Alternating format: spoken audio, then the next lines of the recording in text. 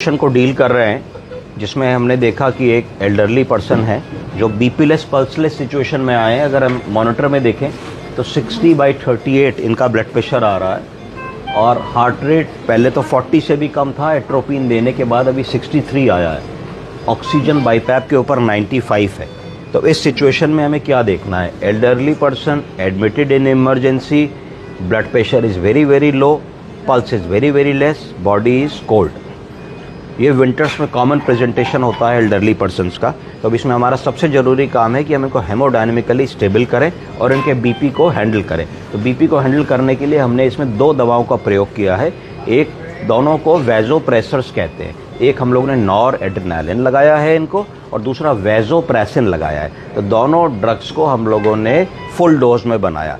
Full dose में कैसे बनाते हैं? अगर इंजेक्शन नॉर एड्रेनालिन की बात करें तो 2 एम्पुल नॉर एड्रेनालिन को 45 सीसी नॉर्मल सलाइन पे हम लोग ले लेते हैं, तो उसको डबल स्ट्रेंथ कह देते हैं। तो डबल स्ट्रेंथ करके हमने उसको 6 ml 8 ml पर आवर से शुरू किया। तो वैज़ो कॉन्स्ट्रिक्शन होने लगा, जो ब्लड वेसल है वो पिचकने लगी। जब पिचकेगी तो उसके अंदर जो द्रव्य का वॉल्यूम है, फ्लूइड का वॉल्यूम है, वो एक्सपैंड करेगा। एक गिलास पानी को अगर आप एक ड्रम में डाल दें तो लेवल कम हो जाएगा, एक गिलास पानी को एक कैपिलरी में डाल दें तो लेवल बढ़ जाएगा। तो वैज़ो प्रेसर्स जो हैं ये ब्लड वेसल को सुकोड़ देते हैं तो उसका जो सर्कमफ्रेंशियल एरिया है कम होता है, तो ब्लड प्रेशर एकदम से बढ़ जाता है। तो इससे ब्रेन में ब्लड और ऑक्सीजन जाता रहता है, तो हाइपोक्सिया नहीं होता, सीजर्स नहीं आते, SpO2 मेंटेन हो जाता है। देखा हम लोगों ने कि SpO2 90 के ऊपर आ रहा है, तो हम थोड़े से कंफर्टेबल पोजीशन में आ गए। दूसरी चीज़ हमने देखी कि ब्रेडिकार्डिया हो रहा है। ब्रेडिकार्डिया क्यों हो रहा है?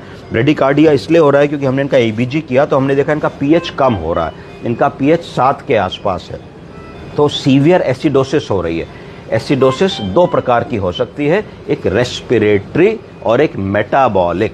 अगर रेस्पिरेटरी एसिडोसिस होगी तो जो pH कम हुआ है वो एसोसिएटेड होगा बढ़ी हुई कार्बन डाइऑक्साइड से, PCO2 बढ़ जाएगा, या घटी हुई ऑक्सीजन से PO2 कम हो जाएगा।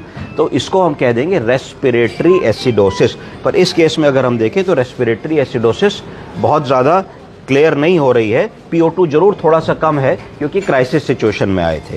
हमने कैथेटर डाला तो यूरिन आउटपुट निल है, there is no urine output. Diabetes की हिस्ट्री है, तो ज़्यादा संभावना हमको मेटाबॉलिक एसिडोसिस की लगती है। तो मेटाबॉलिक फैक्टर्स क्या हो सकते हैं? कॉमनेस्ट मेटाबॉलिक फैक्टर ऐसे केस में समझ में आएगा कि हो सकता है कि पेशेंट यूरीमिया में हो, यूरेमिक इंसेफेलोपैथी में हो, उनका blood urea, serum creatinine, blood urea nitrogen बहुत बढ़ा हुआ हो, तो उसको मेटाबॉलिक फैक्टर कहेंगे। तो हम लोगों को मेटाबॉलिक फैक्टर करेक्ट करना पड़ेगा, तभी एसिडोसिस करेक्ट होगी। और कई बार ऐसा होता है पेशेंट को थोड़ा सा स्टेबलाइज करके डायलिसिस की ज़रूरत पड़ती है। स्लेड डायलिसिस ऐसे केस में की जाती है, जो स्लो डायलिसिस होती है।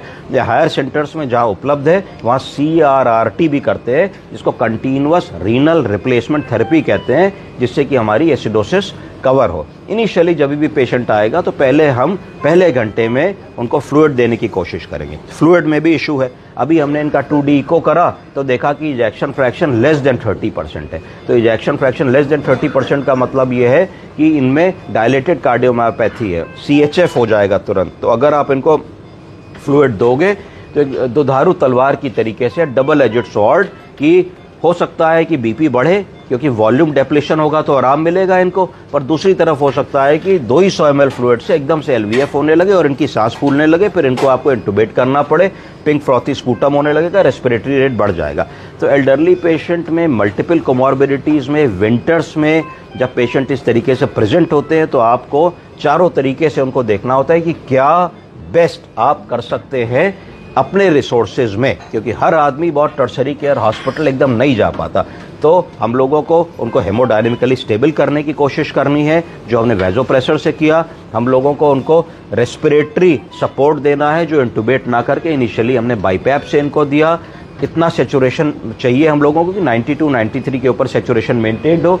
अब हम ग्रेजुअली देख रहे हैं हमारा हार्ट रेट 40 से 60 आ गया है। तो हम लोगों ने इमरजेंसी में, क्योंकि pH कम था, तो pH या एसिडोसिस को सेटल करने के लिए सोडा बाइकार्बोनेट के इंजेक्शंस दिए।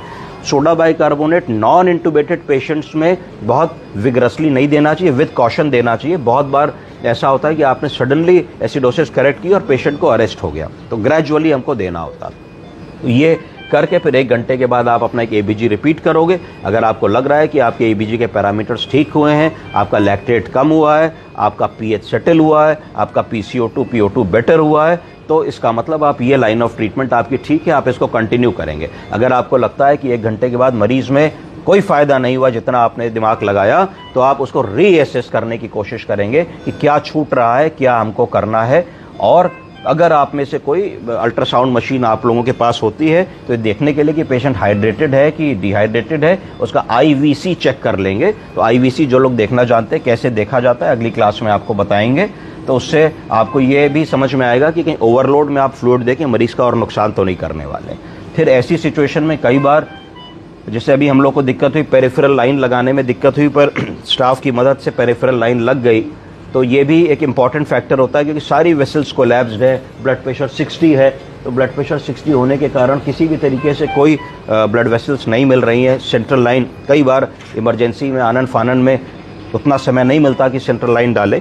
तो ये सब चीज़ें हम लोगों को ग्रेजुअली देखनी है और पेशेंट को स्टेबलाइज करने की कोशिश करनी है। धन्यवाद।